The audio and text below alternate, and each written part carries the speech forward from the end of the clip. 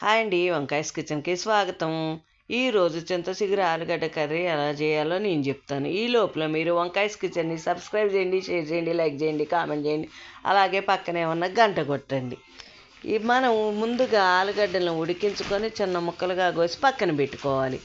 ఆ తర్వాత మనం చింతచిగురు వచ్చే సీజన్లో అయినా సరే, లేకపోతే చింతచిగురు అయినా సరే, అది వచ్చే సీజన్లోనే మనం ఆకుని తీసుకొని ఆరబెట్టుకొని దాంట్లో ఉప్పు కలిపి మనం ఒక డబ్బాలో స్టోర్ చేసుకున్నట్లయితే చాలా రోజులు అది పాడైపోకుండా ఉంటుందన్నమాట.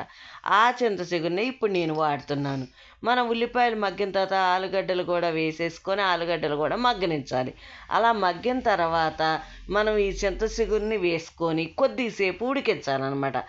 దీనివల్ల ఏమవుతుంది అంటే ఇలాగ ఆలుగడ్డ ముక్కలకి చింతచిగురు బాగా పట్టుకుంటుంది. టేస్ట్ కూడా ఆలుగడ్డకి చింతచిగురు పులుపు తగిలి భలే టేస్టీగా ఉంటుంది. ప్రతి ఒక్కళ్ళు కూడా కంపల్సరీ కూడా ఒక్కసారైనా సరే ఈ ఆలుగడ్డ చింతచిగురు కర్రీ తిని చూడండి. ఎలా ఉంటుందో మీకే అర్థమవుతుంది. భలే టేస్టీగా కూడా ఉంటుందన్నమాట. ఈ చింతచిగురుని మనం స్టోర్ చేసుకునేటప్పుడే ముందుగానే ఉప్పు వేస్తాం కాబట్టి చూసి వేసుకోండి.